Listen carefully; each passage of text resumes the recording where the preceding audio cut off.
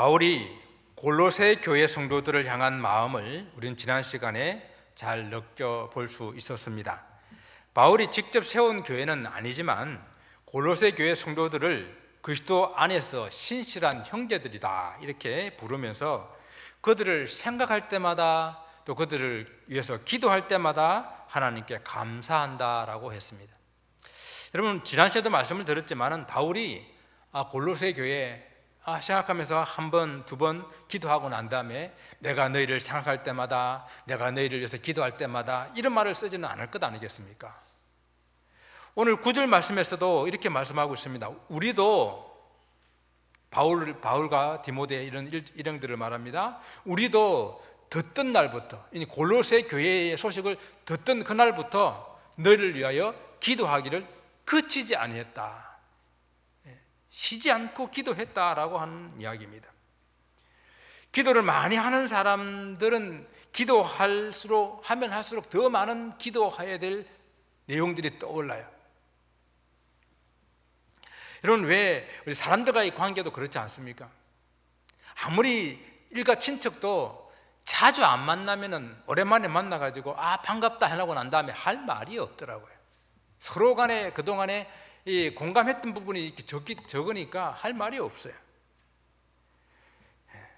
자주 만나고 자주 이야기하는 사람들끼리 더 할 이야기가 많습니다. 여자분들 전화로 1시간 동안 통화가 난 다음에 그래 중요한 얘기는 또 다음에 만나서 하자 이렇게 만나가지고 또 이야기하잖아요. 그죠? 자꾸 만나고 이야기해야 할 이야기 있듯이 기도도 자꾸 한 사람들이 더욱더 많은 기도를 할 수가 있습니다. 이렇게 바울이 골로새 교회 성도들을 위하여 기도하는 것, 다른 사람들을 위해서 기도하는 걸 우리 보통 뭐라고 그러죠? 중보기도라 그러죠. 중보기도. 원래 이 중보기도라고 하는 것은 하나님과 인간 사이의 중재자로서 그 중재자의 자격으로 기도하는 것을 말합니다. 그래서 엄격하게 말하게 되면은 중보기도를 할 수 있는 분은 예수님밖에 없어요. 중재자는 어느 누구도 하나님과 인간 사이의 중재자로 나설 수 있는 그런 존재는 없습니다. 이제 우리 성경과 또 하나님과 구원과 이런 여러 가지 부분들을 체계적으로 이게 신학적으로 체계적으로 정리한 그런 학문을 조직 신학이라 그래요. 조직 신학. 그런 조직 신학에서는 하나님과 인간 사이를 중보할 수 있는 존재는 오직 예수님밖에 없다라고 말하기 때문에 사람들에게서는 중보기도란 말을 사용하지 못한다라고 그래요. 그래서 그에 따라 가지고 한국의 총회들, 합동총회 그리고 고신총회, 통합총회가 중보기도라는 말을 쓰지 말라라고 이렇게 결정을 내렸어요. 그런데 이렇게 따지다 보게 되면은 성경에 우리가 알고 있는 좋은 것들 우리가 다 놓치니까 중보기도라는 말을 좀 우리가 제가 조금 전에 말씀드렸던 그런 의미에서 생각하는 것이 아니라 그냥 다른 사람이나 공동체나 즉 우리가 살아가는 세상과 이웃을 위해서 기도하는 것, 이것을 그냥 중보기도라고 우리가 이해를 하자고요. 그런 의미에서 다른 사람과 이웃들을 위해서 또 공동체들을 위해서 기도하는 것, 좀 더 다른 의미에서 이런 말을 도구라는 말을 쓰기도 하기도 하는데 그냥 쉽게 다른 사람들 누구를 위해서 기도하는 것을 다 중보기도라고 이해했으면 좋겠습니다. 그래서 저는 우리 새벽기도에 많은 분이 나오지는 않지만은 5명 나올 때도 있고 6분 나올 수도 있는데 그분들을 저는 중보기도팀이라고 생각합니다. 정말 새벽마다 오셔서 교회를 위해서 그리고 여러분 성도님들 가정들을 위해서 그리고 때로는 우리가 이 나라와 민족과 그리고 정치, 종교 지도자들을 위해서 간절히 기도하는 중보기도팀이라는 것입니다. 이렇게 다른 사람들을 위해 중보기도를 하는 분들이 좀 오지랖이 넓어야 돼요. 오지랖이 넓다고 하는 것은 굳이 내 문제도 아닌데 그것을 내 문제처럼 붙잡고 하나님 앞에 기도하는 거예요. 이런 사람들 오지랖이 넓다 그러잖아요. 내 문제도 아닌데 내가 그렇게 애달팔 필요도 없는데 내 문제인 것처럼 끌어안고 기도하는 것입니다. 바로 사도 바울이 그렇지 않습니까?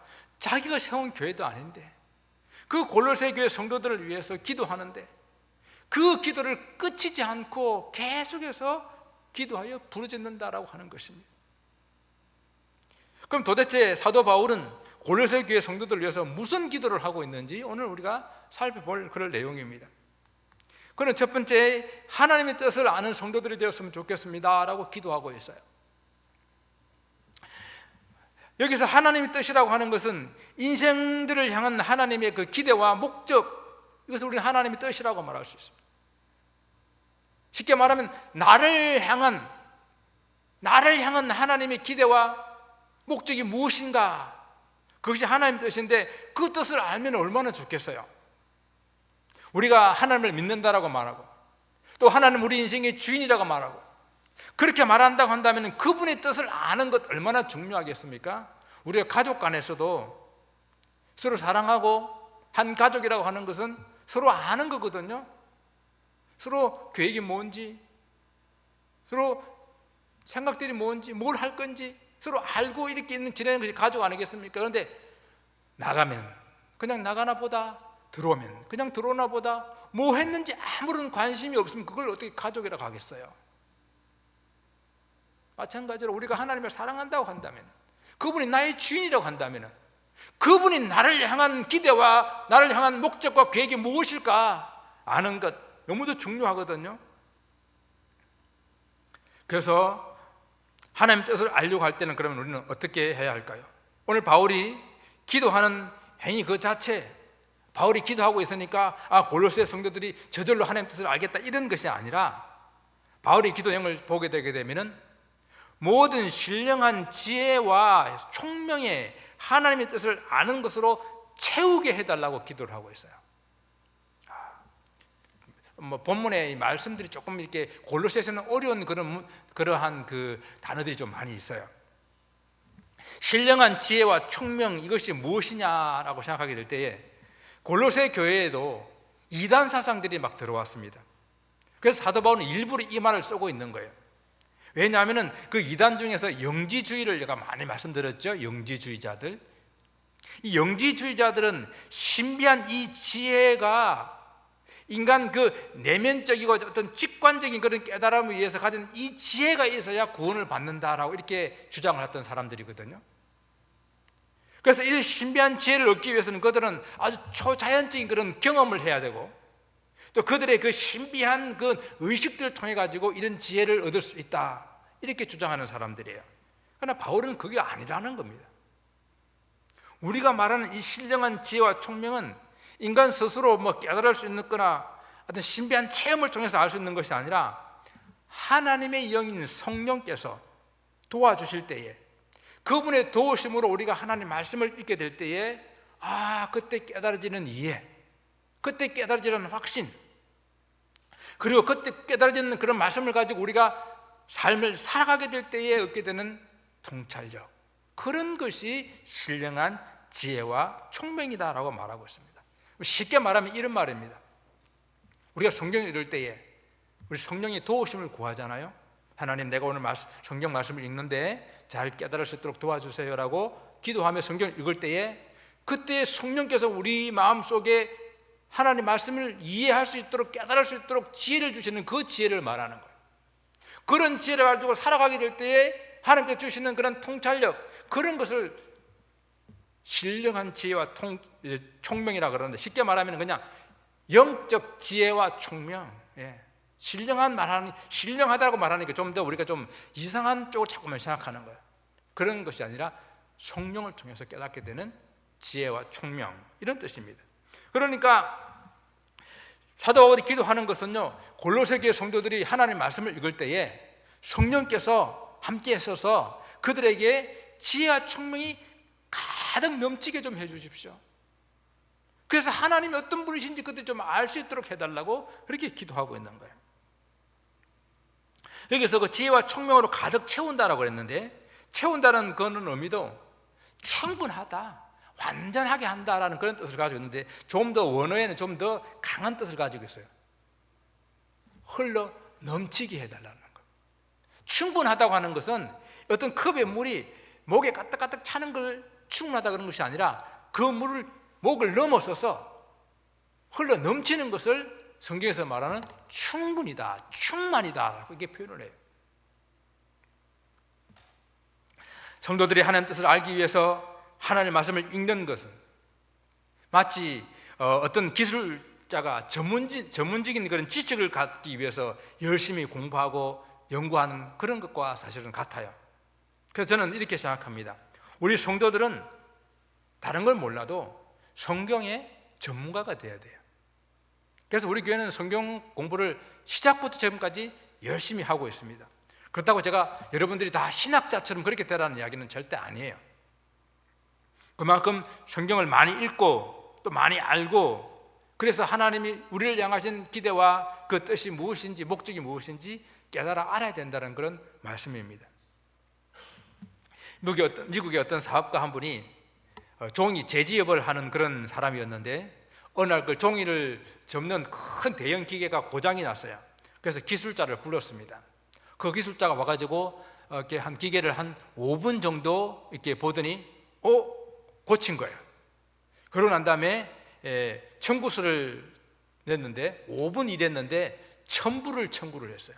그러니까 이 주인이 너무 비싸지 않습니까? 라고 말하니까 그분이 하는 이야기가요, 수리하는데 드는 비용은 100불이었습니다. 그런데 정확하게 어디가 고장 난지를 아는데 드는 비용은 900불입니다. 무엇이 고장 났는지 정확하게 아는 지식은 전문가만 할 수가 있다고 하는 거예요. 우리 성도들도 하나님 말씀을 읽고 하나님 뜻이 무엇인지 알고 바른 신앙생활을 하는 성경에 대해서 전문가가 되었으면 좋겠어요. 제가 강의하는 신학교에도 많은 학생들이 있는데 그 중에 나이가 많은 그런 집사님들이 있어요. 그럼 제가 여쭈어서 물어봅니다. 집사님 왜 신학을 하세요? 혹시 목회하고 싶어서 그러세요? 아니에요, 목사님. 성경을 잘 알고 싶어요. 하나님을 좀 더 많이 알고 싶어요. 그래서 그 밤에 신학 공부하러 오신 분이 있어요.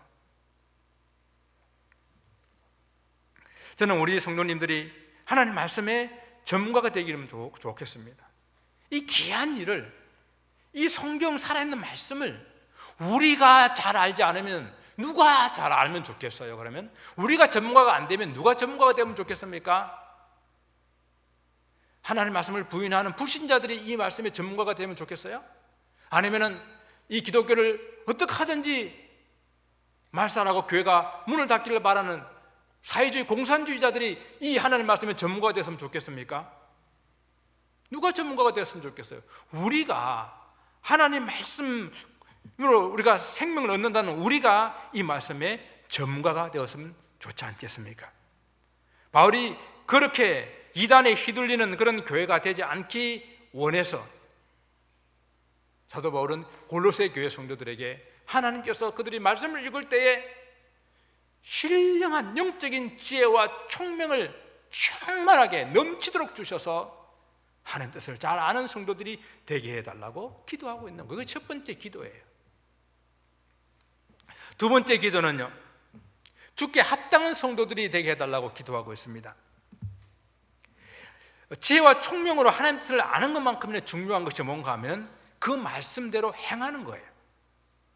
행함이 없는 믿음, 사도 바울이 그 행함의 문제에 대해서 아주 심각하게 이야기하면서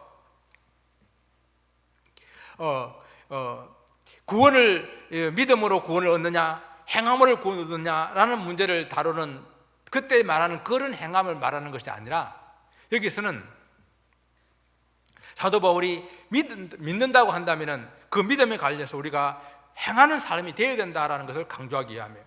어떤 사람은 그렇게 말해요. 사도 바울은 믿음만 강조했지 행함은 강조하지 않는 사람이다 라고 말하는데 그렇지 않습니다. 그런 성경을 잘 알지 못하는 사람들이 하는 이야기예요. 사도 바울은 오늘 본문도 그렇게 말하고 있지 않습니까?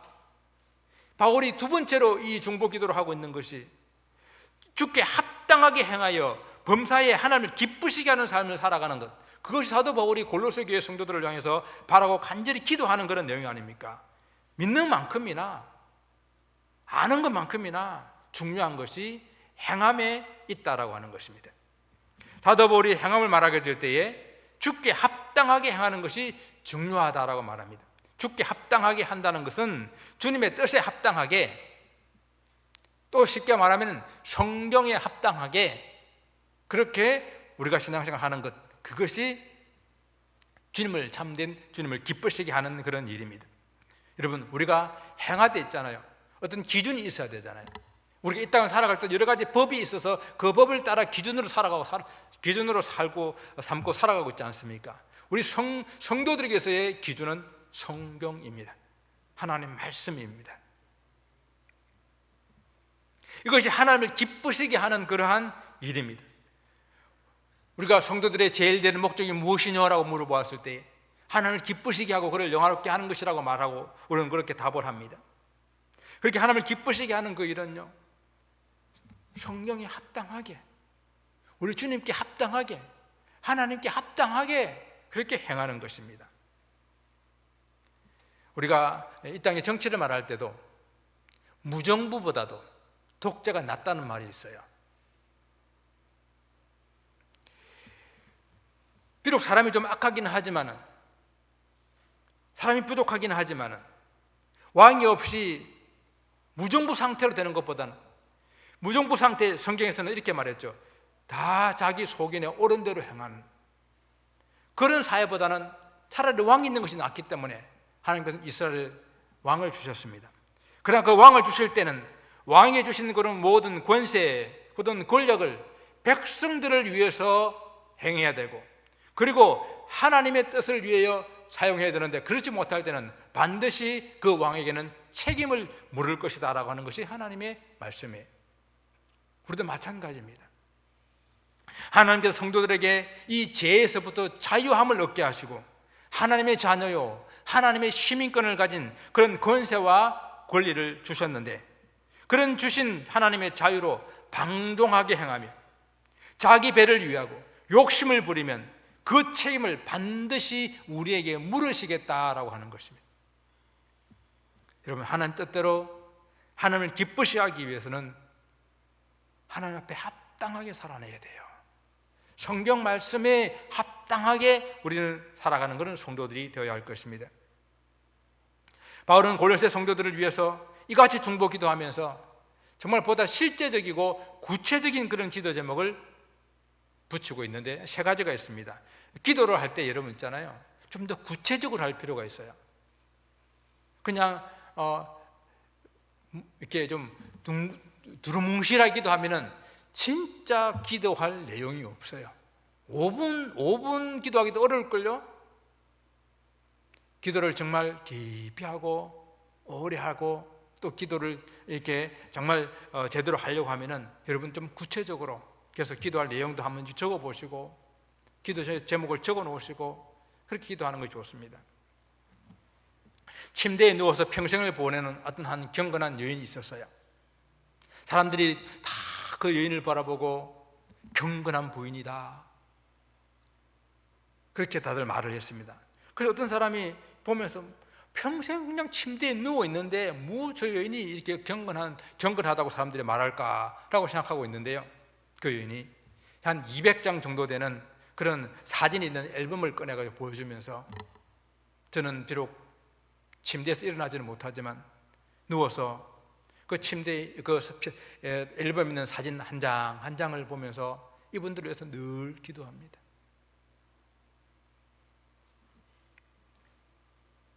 구체적으로 기도하는 거예요. 그래서 평생 침대에 누워있지만 바로 그곳이 하나님을 만나는 장소요, 그곳이 하나님이 기도하는 성전과 같은 곳이기 때문에 사람들이 그 여인을 바라보고 경건한 부인이라 이렇게 불렀던 것입니다. 여러분, 우리가 기도할 때도 이 사진의 앨범을 한 장 한 장 넘기듯이 그게 구체적으로 그 기도 제목을 좀 적어놓고 그렇게 기도하는 습관, 그런 것들이 필요합니다. 그래서 골로새 교회 성도들을 위해서 주께 합당한 그런 생활을 하기 위해서 사도 바울은 구체적인 기도를 하는데, 오늘 본문에서는 세 가지만 소개를 하겠습니다. 첫 번째는 모든 일에 선한 열매를 맺게 하소서라고 기도합니다. 여러분, 농사 짓는 농부가 정말 제일 기쁜 시간은 뭘까요? 풍성한 수확을 거뒀을 때가 아니겠습니까? 거친 바다에서 고기를 잡는 어부가 그물을 내렸을 때에 그 그물에 가득 잡혀있는 고기를 바라보고 정말 피곤한지도 모르고 기뻐하는 것 아니겠습니까? 그런데 때가 되었는데도 열매가 없다든지, 열매를 맺게 했는데도 다 그냥 그 열매가 쭉정이라든지, 그물을 건졌는데 온갖 쓰레기 잡것들만 올라온다고 한다면 그 수고가 헛되잖아요. 얼마나 절망스럽겠습니까? 이미 사도 바울은 골로새 성도들이 예수를 믿는 그 날부터 온 천하 만민 가운데에 열매를 맺는 그런 사람들이라고 칭찬을 했는데, 그 열매가 그들의 모든 일에서 선한 열매가 맺게 해달라고 오늘 기도를 하고 있습니다. 우리가 열매를 맺기를 기도한다고 하는 것은 그냥 감나무 밑에서 감이 내 입에 떨어지도록 그렇게 기다리는 그것을 우리는 기도라고 말하지 않아요. 풍성한 열매를 맺기를 원한다고 한다면 기도하면서 때맞춰 씨를 뿌리고 김을 메고 잡초를 뽑아내고 그리고 땀 흘리는 수고, 그런 수고가 있는 것, 우리는 그거를 다 기도라고 말하거든요.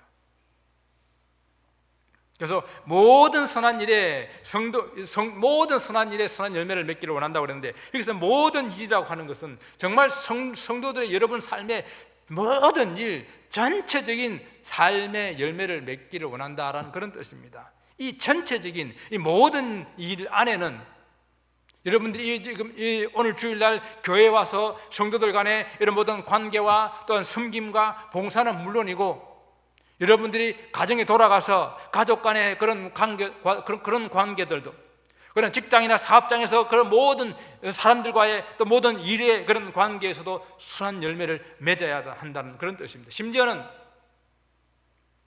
여러분들이 그냥 친구들과의 관계하는 그런 교제에도, 취미생활하는 그곳에서도 여러분들이 모든 일에 선한 열매를 맺어야 된다는 것입니다. 정말 여러분 동료들이 여러분을 바라보고 정말로 당신은 그리스도인입니다. 정말로 당신은 하나님 믿는 사람입니다 라고 인정받을 수 있는 그런 사람들입니까? 사도 바울은 에베소서 말하기를 우리는 그리스도 예수 안에서 선한 일을 위하여 지으심을 받은 자다 이렇게 말합니다.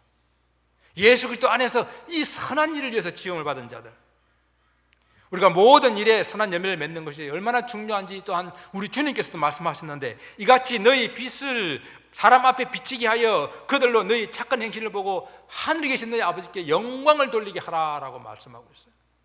정말 우리가 살아가는 모든 그 일을 바라보고 그것 때문에 아버지께서 영광을 받으실 만한 그런 삶을 살고 있는지 우리는 다시 한번 돌아봐야 할 것입니다. 그래서 저도 여러분을 위해서 그렇게 기도합니다. 새벽마다 모든 삶에서 선한 열매를 맺기를 주님 이름으로 축원을 드립니다. 두 번째, 이 사도 바울의 기도는 하나님을 아는 것이 지속적으로 자라나게 위해서 기도하고 있습니다. 사람이 평생 자라야 돼요.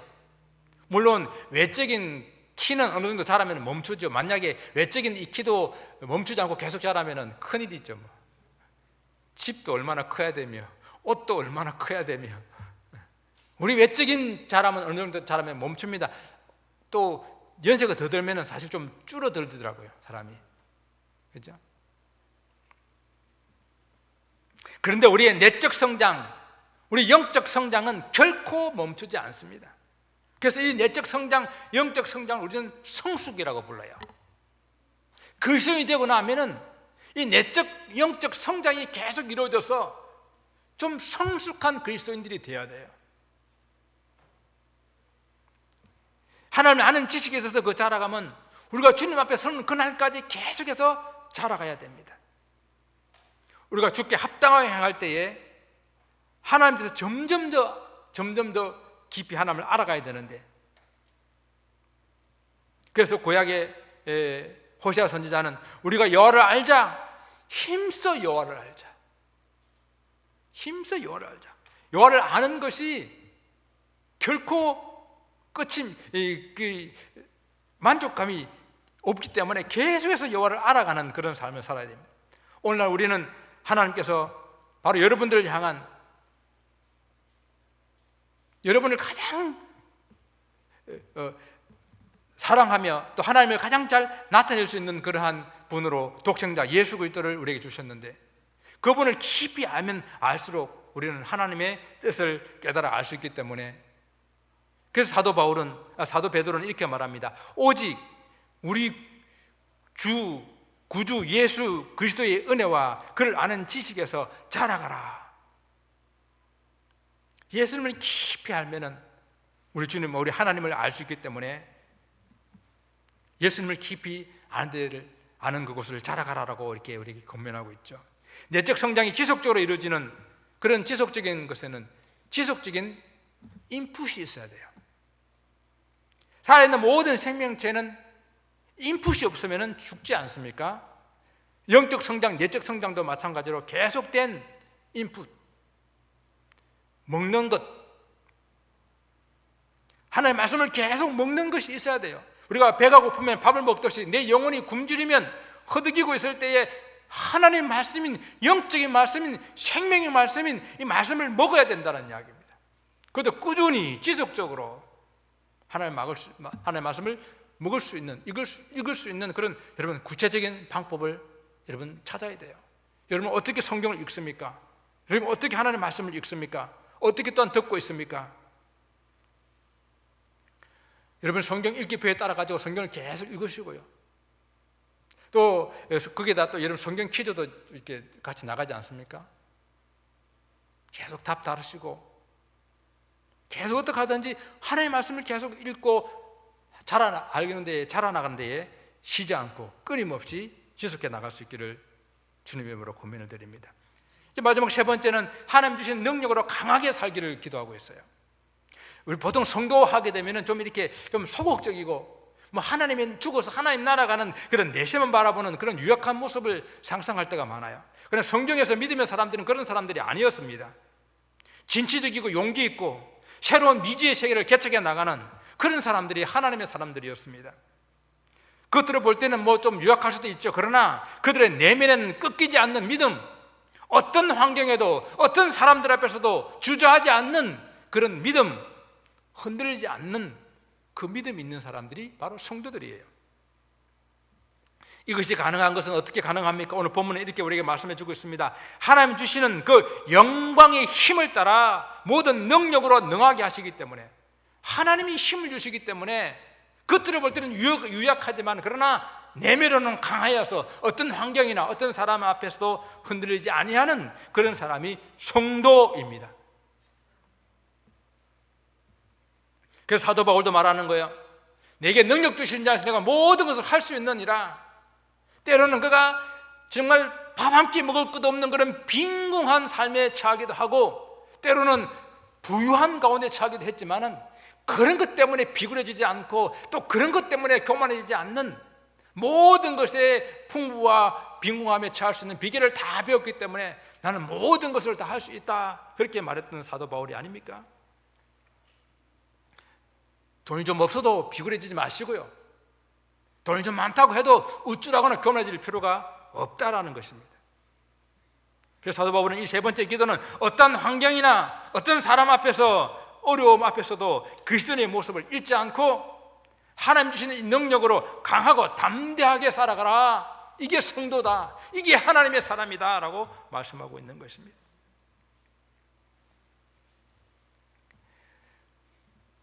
우리가 이런 강한 믿음이 없을 때는 주님께서 믿음을 달라고 기도하라고,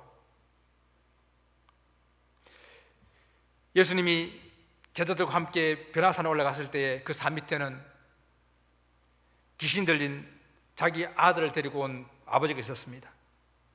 제자들이 능히 고치지 못했어요. 주님 앞에 데려 나왔습니다. 주님이 고쳐줍니다. 그때 하는 말이 뭡니까? 주님, 저의 믿음 없음을 도와주십시오.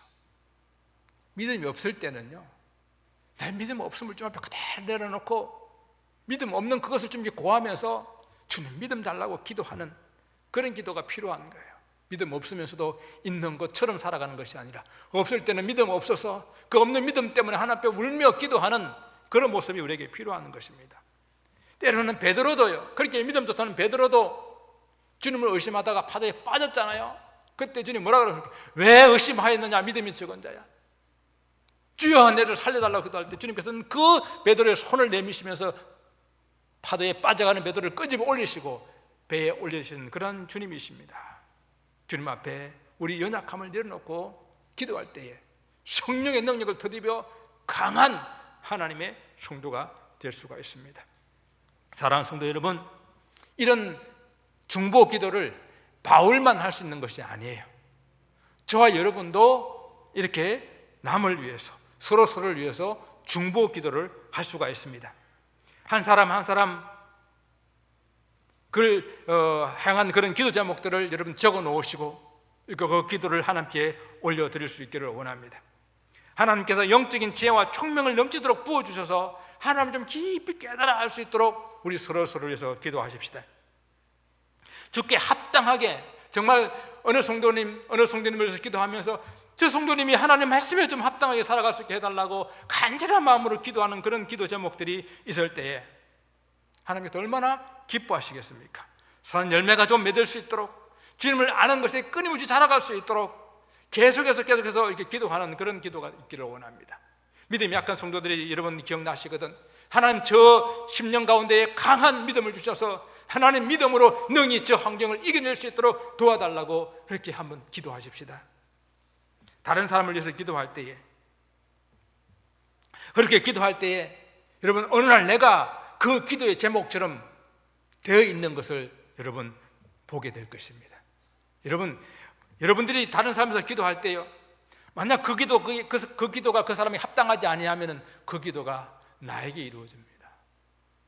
그러니까 손해볼 것도 없어요. 중보 기도는 그렇게 하나님 기뻐하시는 것입니다.